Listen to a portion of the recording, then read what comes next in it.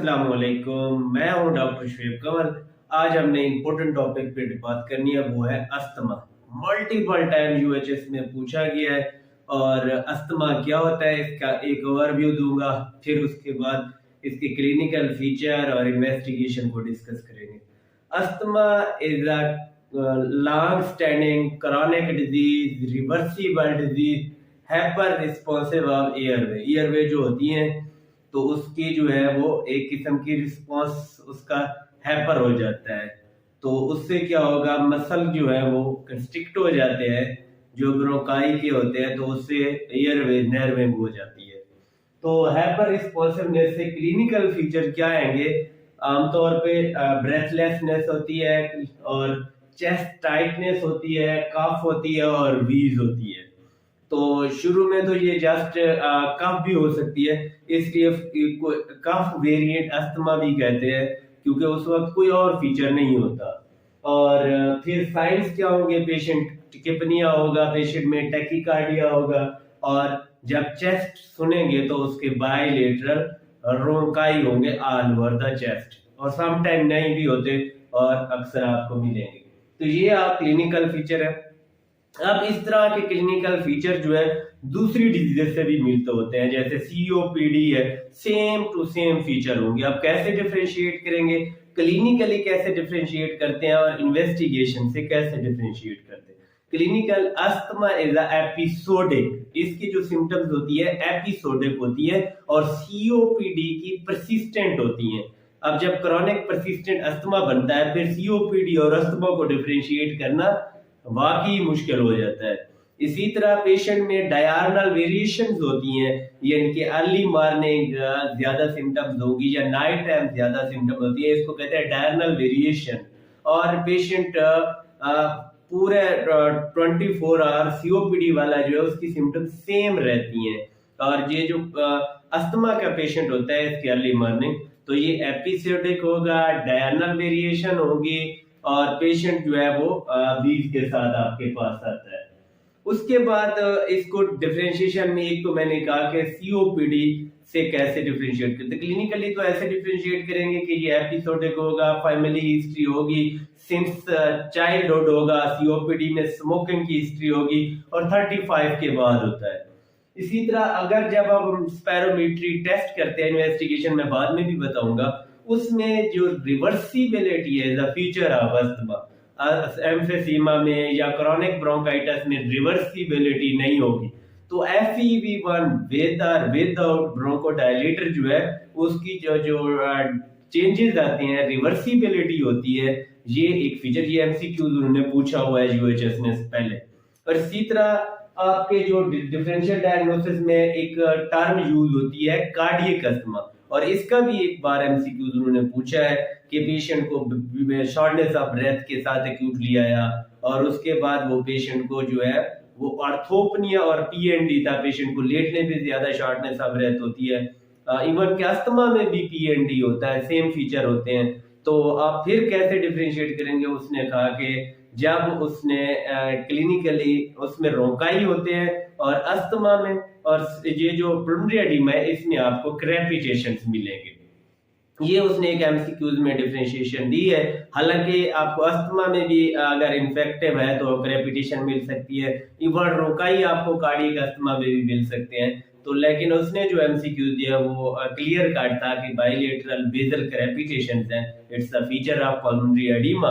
फिर उसने कहा इसके लिए ड्रग ऑफ चॉइस जो है वो फुरोसिमाइड उसने पूछी हुई थी। तो इस तरह आपने दूसरा इसका डी पल्मोनरी एडिमा है, हार्ट फेलियर यानी कि। फिर ब्रोंकियोटेसिस है, उसमें कोपियस अमाउंट पोस्चर के साथ होती है। एबीपीए, अब अस्थमा इटसेल्फ कॉम्प्लिकेट होता है विद द एबीपीए या फिर एबीपीए इज अ डिफरेंशियल। फिर एक चीज होती है कि अस्थमा और नेजल पोलिप और उसके अलावा वेस्कुलिटिक अगर रैश देता है तो इसको चार्ज स्ट्रास आपने लेबल करना है। चार्ज स्ट्रास यानी कि इयोसिनोफिलस ग्रेनुलोमेटस पॉलीइंजाइटिस जो है वो भी इसका डीडी है। इसी तरह वोकल कॉर्ड पैरालिसिस, ये आपने डिफरेंशियल डायग्नोसिस आपने याद रखनी है। फिर इसकी टाइप्स जो होती है अस्थमा की, एटोपिक मेजर जो टाइप है वो एटोपिक है, यानी कि एलर्जी से होता है। और फिर एक्सरसाइज इंड्यूस अस्थमा है, कि पेशेंट एक्सरसाइज करने जाता है, उसके बाद जो है वो उसका ईयर ड्राई होने की वजह से ल्यूकोट्राइन मीडिएटर रिलीज होते हैं, जिसकी वजह से एक्सरसाइज ऑक्यूपेशनल अस्थमा है। और फिर आपका इस एस्पिरिन इंड्यूस अस्थमा, एक बार उसने एमसीक्यूज में भी पूछा कौन सी ड्रग है जिससे ये अस्थमा प्रेसिपिटेट हो सकता है, ये एस्पिरिन है इन सेड्स। और इसके अलावा जो है पेशेंट को ओसीपी और बीटा ब्लॉकर है स्पेशली, ये प्रेसिपिटेट कर सकते हैं। तो एस्पिरिन इंड्यूस अस्थमा भी होता है। और इसी तरह कैटामिनियल अस्थमा, ये ड्यूरिंग मेंस्ट्रुएशन फीमेल को होता है। अच्छा, इसकी डीटी में एक चीज मैं भूल गया, हिस्टेरिया भी है। पेशेंट बिल्कुल आपके पास ऐसा लगेगा ये तो अस्थमेटिक है, फीचर भी सारे देगा, लेकिन वो एक्चुअली क्या होगा, अस्थमा नहीं होगा, हिस्टेरिया होगा। हिस्टेरिकल शॉर्टनेस ऑफ ब्रेथ भी इसकी डीटी में आती है। अस्थमा के प्रेसिपिटेटिंग फैक्टर्स क्या है? वैसे भी अगर रूटीन में देखा जाए कि एक अस्थमेटिक पेशेंट को हम उसके ट्रिगर बताएं कि किस किस चीज से ये बढ़ता है, तो उसमें सबसे पहले जो है वो स्मोकिंग है। इसलिए हम अस्थमेटिक पेशेंट को कहते हैं कि वो स्मोकिंग को जो है वो क्विट कर दे। इसी तरह इंडोर एंड आउटडोर पोल्यूशन, जैसे इंडोर में घर में कारपेट्स हैं, और इसी तरह पेशेंट को पेट्स हैं, माइट्स हैं, और इस तरह के आउटडोर की जो है वो पोलन है और इरिटेंट्स हैं जो हमारे इन्वायरमेंट के अंदर, वो अस्थमा को क्या करते हैं, एक्सरबेट कर देते हैं। इसी तरह एक्सरसाइज है, स्पेशली जो है वो एक्सरसाइज इन कोल्ड वेदर, उससे भी अस्थमा जो है वो प्रेसिपिटेट हो सकता है। फिर अब्रप्ट चेंज इन वेदर, जैसे कि सर्दियां थी फिर गर्मियां अचानक आ गई, और गर्मियां थी अचानक सर्दियां आ गई। इसी तरह abrupt change in asthma can exacerbate asthma. और फिर जो है आपके जो इमोशनल स्ट्रेस है, उससे भी अस्थमा जो है वो एक्सरबेट हो सकता है। फिर जो है ड्रग्स है, ड्रग्स में सबसे इम्पोर्टेंट चीज जो है वो बीटा ब्लॉकर है। इसलिए हमेशा पेशेंट को, अस्थमेटिक पेशेंट को बीटा ब्लॉकर कंट्रा इंडिकेटेड होते हैं, ये प्रेसिपिटेट करते हैं। और इसी तरह ओसीपीज है, इनसेट्स, स्पेशली जो डिस्प्रिन है, एस्प्रिन से भी अस्थमा जो है वो एक्सरबेट होता है। फिर जिस चीज को मैंने एंड पे बताया है, जो 7वां ट्रिगरिंग फैक्टर है, वो है इन्फेक्शन। आमतौर पे सर्दियों में जो है फ्लू होता है या एलर्जिक रिनाइटिस होता है, थोड़ा सा कोई अपर रेस्पिरेटरी ट्रैक्ट इन्फेक्शन होता है, उससे जो है अस्थमा एक्सरबेट हो जाता है। अल्लाह हाफिज। Investigation. How will you investigate a patient of asthma? Yeah, what is diagnostic criteria and what is test for the prognosis, and what test is used for the monitoring of asthma? तो ये इन सब के जवाब जो है वो इस slide में मिलेंगे आपको। सबसे पहले जो है वो हम जो अस्थमा को इन्वेस्टिगेट करते हैं, अस्थमा की डायग्नोसिस इज क्लिनिकल हिस्ट्रियो और अच्छी सी, और उसके साथ साथ एग्जामिनेशन, तो कॉन्फिडेंटली जो है वो डायग्नोसिस बन जाती है। High probability, intermediate, then low probability. High probability वाले का आप लोग ट्रीटमेंट शुरू कर देते हैं और साथ साथ स्पेरोमेट्री करते हैं। इसी तरह इंटरमीडिएट वाले को भी आपने ट्रायल देना है और साथ साथ इन्वेस्टिगेट करते रहना है। और सबसे पहले जो हम टेस्ट करते हैं वो है स्पेरोमेट्री। आपको पता है कि अस्थमा इज ऑब्स्ट्रक्टिव डिजीज, जैसे सीओपीडी, ब्रोंकिटिस एंड ब्रोंकियोलाइटिस ओब्लिटरेंस, ये सारे ऑब्स्ट्रक्टिव पैटर्न आता है। इसी तरह अस्थमा का जो FE1 और FVC की रेशियो है वो कम हो जाती है 70% से, तो इसलिए हम इसको ऑब्स्ट्रक्टिव डिजीज कहते हैं। अब जस्ट स्पेरोमेट्री, इससे जो है वो सीओपीडी भी हो सकती है अगर कम हो जाए। तो फिर आप reversibility, spirometry with reversibility is the gold standard test for the asthma. आप जब अगर best test to diagnose asthma, spirometry with reversibility. कैसे होगी कि ब्रोंकोडायलेटर दिए, उसके 15 मिनट बाद आपने जो है वो चेक किया, और आपकी जो FEV1 है वो 12% जो है वो इम्प्रूव हो जाए, या 200 ml, या फिर इसके अल्टरनेट 15% जो है इम्प्रूव हो जाए, तो इसको कॉन्फिडेंटली हम कह सकते हैं कि ये अस्थमा था और ब्रोंकोडायलेटर का चैलेंज देने से इम्प्रूव हो गया, या ग्लूकोकार्टिकाइड देने से। इसी तरह या फिर पेशेंट एक्सरसाइज करे 6 मिनट, और उसके बाद जो है वो FEV1 जो है वो 15% डिक्रीज हो जाती है। It's also included in criteria of diagnosis of asthma. और इसी तरह दूसरी पीक एक्सपिरेटरी फ्लो मीटर एक और डायग्नोसिस के लिए यूज करते हैं।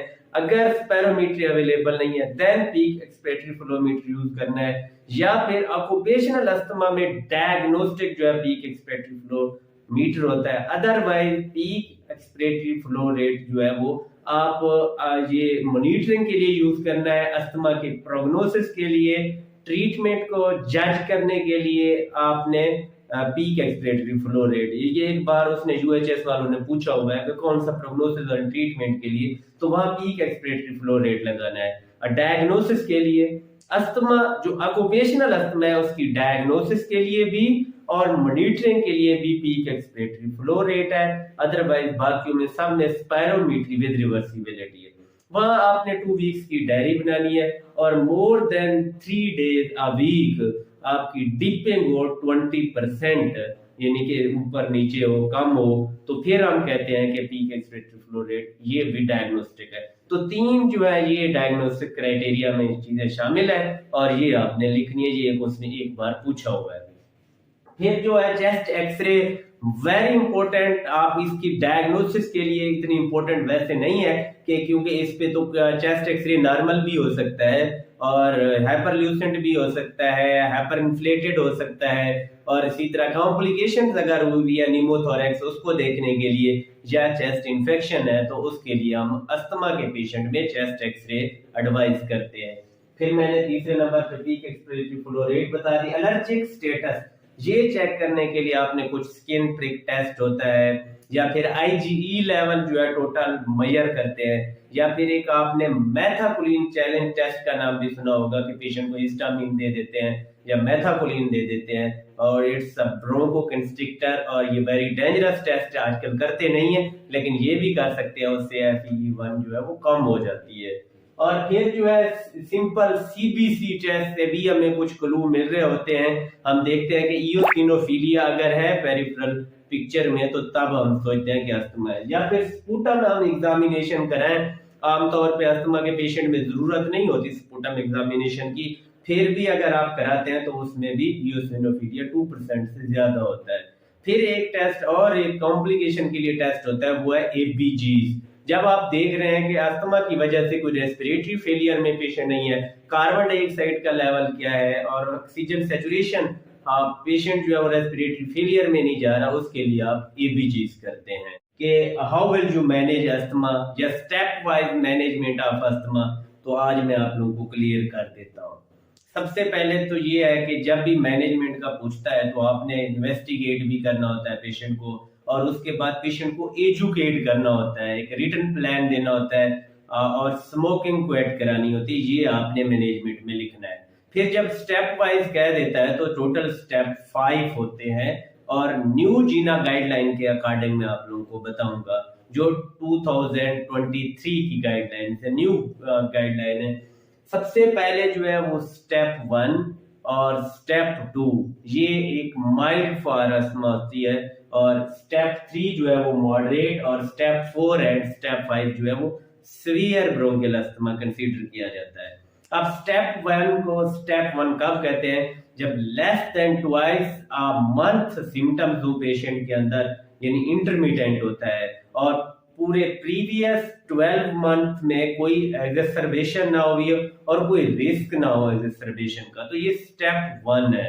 और स्टेप 2 क्या होता है, जब पेशेंट के अंदर more than twice a month symptoms हो बट लेस देन 4 और 5 डे अ वीक जो है वो सिम्टम हो, और नाइट टाइम अवेकनिंग भी ना हो पेशेंट के अंदर, यानी कि एक हफ्ते के अंदर 4 या 5 दिन से कम हो लेकिन एक महीने के अंदर 2 से ज्यादा सिम्टम हो, तब हम इसको कंसीडर करते हैं स्टेप 2। स्टेप 1 और स्टेप 2 का ट्रीटमेंट सेम है। पहले जो है वो साबा को एज रिक्वायर्ड यूज करते थे, आजकल उन्होंने 2 ट्रैक चलाए। जो एक ट्रैक है मैं आप लोगों को वो बताता हूँ कि लाबा को एज रिक्वायर्ड भी यूज किया उसने, क्योंकि जो रिलीवर है लाबा को उन्होंने इसलिए यूज किया कि ऑन सेट ऑफ एक्शन साबा और लाबा का सेम टाइम पे होता है, इसलिए हम लो डोज आईसीएस प्लस लाबा एज रिक्वायर्ड इन स्टेप 1 और स्टेप 2 यूज कर सकते हैं। तो स्टेप 3 कब कहते हैं, जब एक वीक के अंदर 4 और 5 टाइम से ज्यादा सिम्टम्स हो और एनी नाइट टाइम अवेकनिंग हो, तो हम पेशेंट को स्टेप 3 कंसीडर करते हैं। और इसमें आपने मेंटेनेंस डोज देनी है। अब कंटिन्यूअस लाबा और लो डोज आईसीएस के साथ चलता रहेगा। और लो डोज आईसीएस कितनी होती है?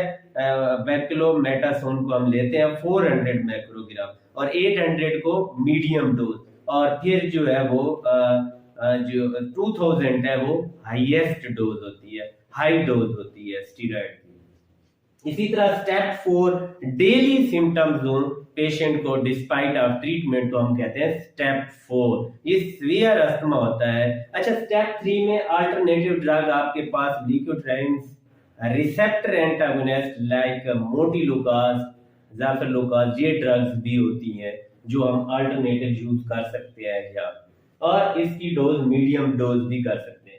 अब स्टेप 4 में आपने मीडियम डोज आईसीएस और साथ साथ फोर्थ ड्रग लामा भी यूज कर सकते हैं, इधर इप्राट्रोपियम, टायोट्रोपियम, ग्लाइकोपेरोनियम, और इसी तरह dose medium to high dose भी कर सकते हैं। और फोर्थ ड्रग आप इसमें लिकोट्राइन रिसेप्टर एंटागोनिस्ट या थियोफिलिन वगैरह भी यूज कर सकते हैं। फिर अगर इससे इस ट्रीटमेंट से भी पेशेंट ठीक ना हो रहा हो तो देन स्टेप 5 है। स्टेप 5 जो है वो उसमें आप कुछ एक्स्ट्रा करते हैं। एक तो आपने कंटिन्यूअसली लामा यूज करना होता है। आजकल न्यू इनहेलर भी आ गया है ट्रिम्बो के नाम से, जिसमें लाबा भी है, लामा भी है, ग्लाइकोपेरोनियम, और साथ में स्टीरॉयड भी है। तो हाई डोज आपने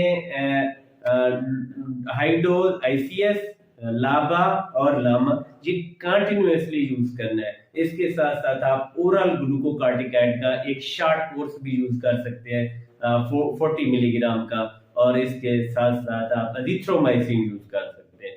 स्टिल आपका पेशेंट सिम्टोमेटिक है, आपको पता है कि स्टीरॉयड जब आप 3 मंथ से ज्यादा यूज करेंगे फिर आपको बिसफॉस्फोनेट यूज करने पड़ेंगे, उनकी कॉम्प्लिकेशन आना शुरू हो जाते हैं। तो स्टीरॉयड स्पेयरिंग के लिए आपने फिनोटाइपिंग करानी है। फिर मोनोक्लोनल एंटीबॉडीज आ गई हैं आजकल। आईजीई लेवल देखें, अगर आईजीई पॉजिटिव है तो आप इमोलिजुमैब दे सकते हैं। अगर इंटरल्यूकिन 5 आर आपका पॉजिटिव है तो पोलिजुमैब दे सकते हैं। इंटरल्यूकिन 4 है तो डुपिलुमैब दे सकते हैं, और इसी तरह टीएसएलपी है तो एटेजेपिलुमैब भी दे सकते हैं। ये मोनोक्लोनल एंटीबॉडीज है जो आपको याद रखनी है।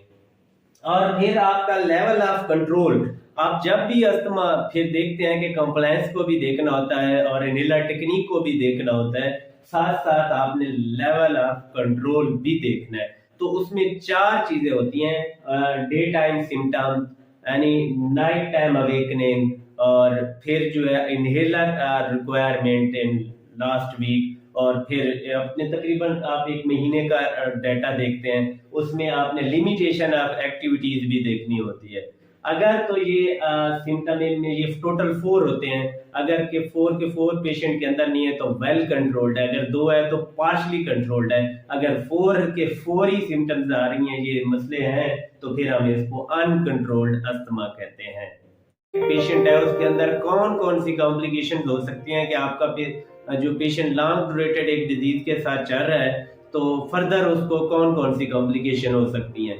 Number 1 is respiratory failure. जब पेशेंट को बार बार एक्सरवेशन होती है और बार बार उसको स्टेरॉइड के कोर्स जरूरत पड़ते हैं तो एट द एंड पेशेंट ने रेस्पिरेटरी फेलियर में जाना होता है। उसके बाद डिहाइड्रेशन है, ये भी एक कॉम्प्लिकेशन है। और फिर जो है न्यूमोथोरेक्स। अब ये जो पेशेंट अस्थमा के होते हैं ये न्यूमोथोरेक्स के लिए ज्यादा प्रोन होते हैं। फिर कोर पल्मोनल, आल्दो के वेरी लेट फीचर, फिर भी कोर पल्मोनल अस्थमा का उसके एट द एंड आखिर पे जो है वो कोर पल्मोनल ने हो जाना है। फिर इसी तरह एबीपीए। अब आपको पता है ये तो एक तो आपकी डिजीज की वजह से कुछ कॉम्प्लिकेशन चल रही होती है, कुछ आपके ट्रीटमेंट की वजह से कॉम्प्लिकेशन होती है। इसी तरह पेशेंट स्टेरॉइड ले रहा होता है, उसमें इन्फेक्शन ज्यादा होते हैं, पेशेंट को इम्यूनो कॉम्प्रोमाइज होता है, पेशेंट उनकी जो है वो ऑस्टियोपोरोसिस होने के चांसेस होते हैं, डायबिटीज, हाइपरटेंशन, और इसी तरह एबीपीए जो फंगल इन्फेक्शन होने के भी ज्यादा चांसेस हो जाते हैं।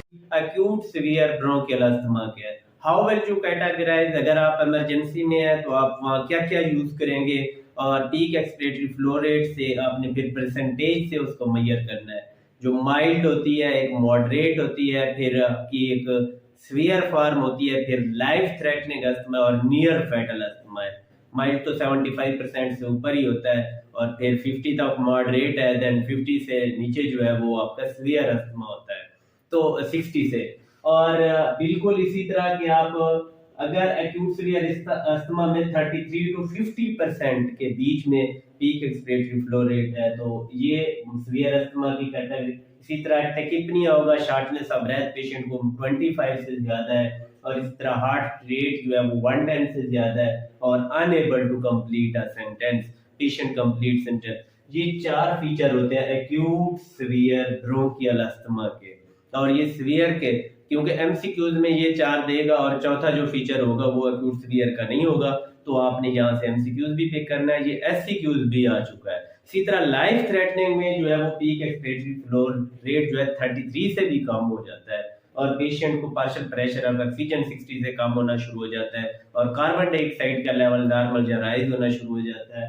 इस तरह साइलेंट चेस्ट होती है, और आपको पता है ग्रेव साइन इसको कहते हैं अस्थमा का। एक बार उन्होंने एमसीक्यूज में भी पूछा हुआ है और एससीक्यूज में भी उन्होंने पूछा है, बट ग्रेव साइन ऑफ, अगर पेशेंट अस्थमेटिक है और उसकी चेस्ट पे आपको कुछ भी नहीं मिल रहा, साइलेंट चेस्ट है, that is also a feature of life threatening asthma.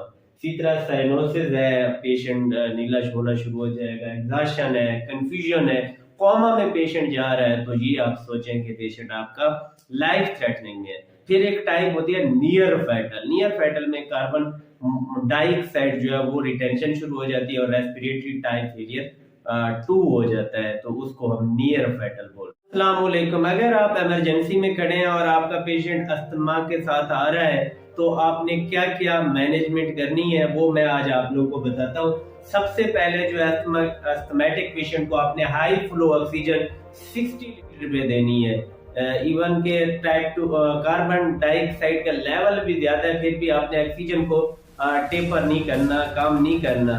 Asthma में हमेशा हाई फ्लो ऑक्सीजन देनी है, और आपने 60% ऑक्सीजन, और इसके जो टारगेट आपने रखना है वो 98 to 98% के दरमियान ऑक्सीजन, ऑलमोस्ट 95 से ऊपर ही रखना होता है। तो आपने इतना ऑक्सीजन देनी है कि आपका टारगेट जो है वो 94 to 98% होना चाहिए। फिर है हाई डोज ब्रोंकोडायलेटर। जब भी एक्यूट सीवियर ब्रोंकियल अस्थमा जिसकी आपकी पीक एक्सपिरेटरी फ्लो मीटर में उसकी 50% से कम आ रही है, उसको आपने एडमिट करना है, और पेशेंट को हाई फ्लो ऑक्सीजन के साथ साथ ब्रोंकोडायलेटर जिसमें साल्ब्यूटामोल 5 मिलीग्राम या फिर साल्ब्यूटालीन है वो हाफ डोज में है। इसी तरह फिर आपने सामा जो है वो भी यूज कर सकते हैं, इप्राट्रोटियम, और वो जो है आपने 0.5 मिलीग्राम या 500 माइक्रोग्राम की डोज में शुरू में उसको देना है। और आप इसको 6 to 12 जो है टाइम 24 आवर्ली इसको कर सकते हैं, यानी कि आप हर उसको 4 घंटे के बाद दे सकते हैं, हर 6 घंटे के बाद दे सकते हैं, इवन के 1 आवर्ली 5 to 10 मिलीग्राम भी दे सकते हैं, एज रिक्वायर्ड होता है, हाई डोज में आपने देना होता है। फिर स्टीरॉइड्स, अस्थमा में स्टीरॉइड्स का बहुत इंपॉर्टेंट रोल है। आप ओरल दे दें, अगर वोमिटिंग पेशेंट को हो रही है या पेशेंट टॉलरेट नहीं कर रहा, तो फिर आप हाइड्रोकार्टिसोन 200 मिलीग्राम आईवी दे सकते हैं, या फिर आप डेल्टा कार्टिल जो प्रेडनिसोलोन है वो 40 to 60 मिलीग्राम की डोज में दे सकते हैं। इसके बाद अगर स्टिल आपका पेशेंट ठीक नहीं हो रहा इन सब चीज़ों की वजह से, अब कुछ पेशेंट को हम लोग एंटीबायोटिक्स भी देते हैं। अगर आपको लग रहा है कि इन्फेक्शन की वजह से एक्सरबेशन है, फिर एंटीबायोटिक दे दें, अदरवाइज ज़रूरत नहीं होती। स्टिल पेशेंट को अगर सिम्टम्स आ रहे हैं, उसका पीक एक्सपिरेटरी फ्लो रेट जो वो इम्प्रूव नहीं हो रहा, तो फिर आप मैग्नीशियम सल्फेट भी दे सकते हैं। उसकी डोज है 0.2 मिलीग्राम टू 2 ग्राम, आप 20 मिनट्स के अंदर देना होता है। ये भी ब्रोंकोडायलेटर होता है। या फिर आप अमाइनोफाइलिन दे सकते हैं, आप कार्डियक सेफ्टी देख के।